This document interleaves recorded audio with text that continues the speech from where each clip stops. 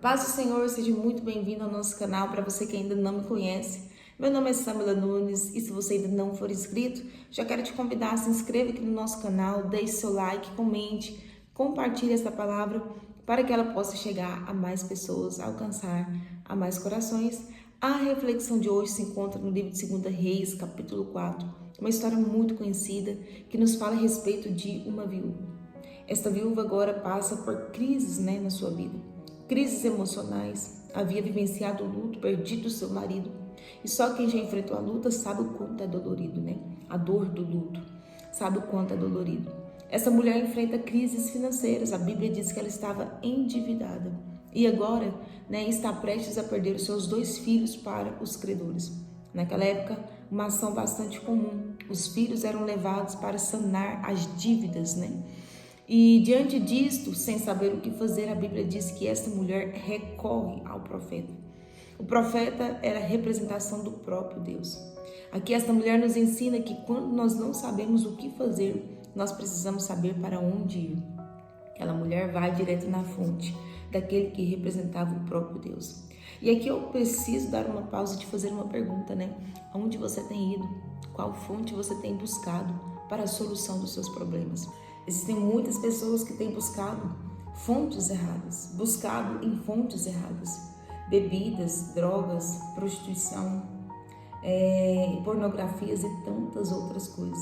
Mas essa mulher nos ensina, quando você não souber o que fazer, vá até Deus, porque Ele é a fonte de todo e qualquer recurso.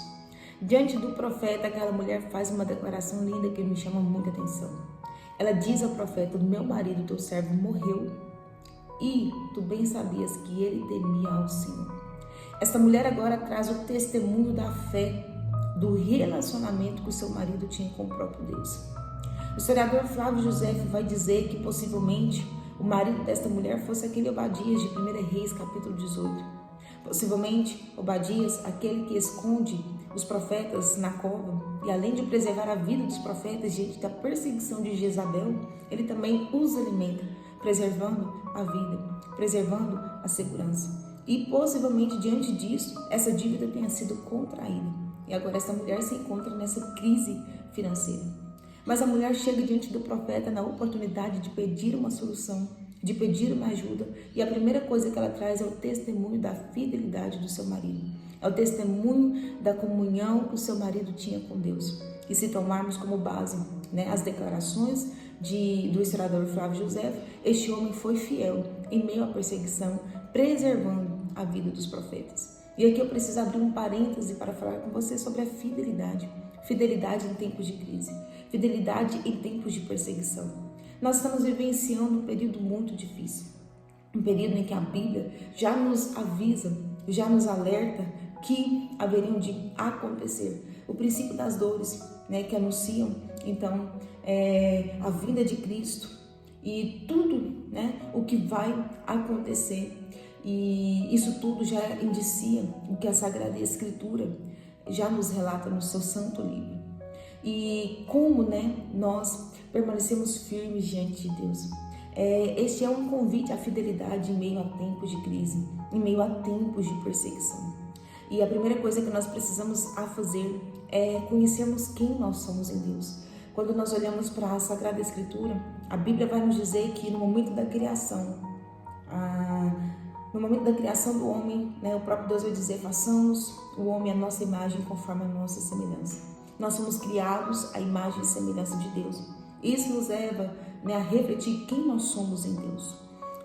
Nós somos criados para qual propósito? Refletir as características de Deus. E vejamos que o pecado tentou corromper a criação de Deus.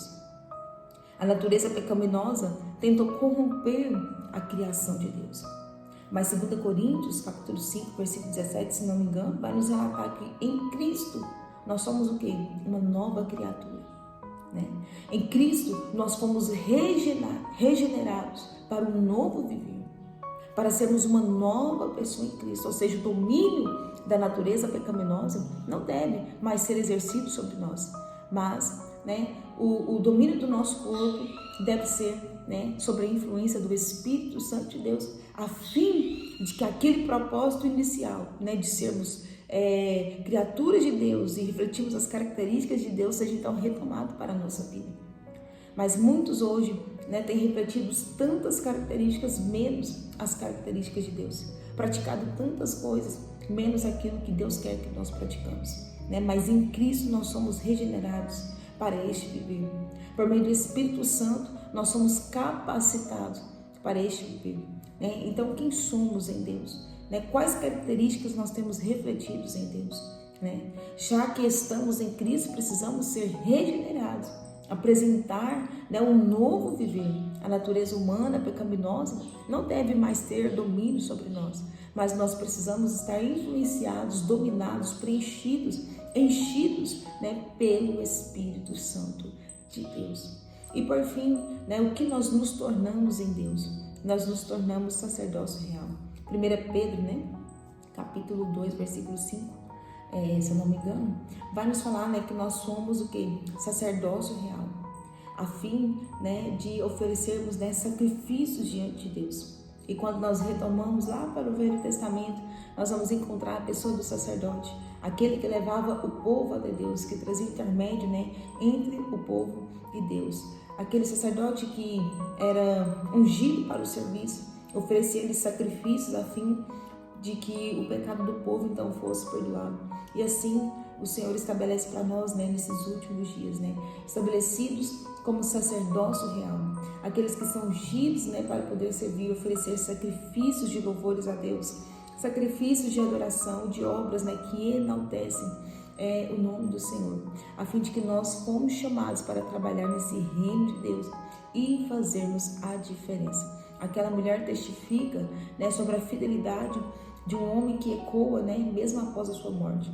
Aquela mulher testifica a respeito do testemunho de um relacionamento com Deus que ecoa mesmo após a sua morte.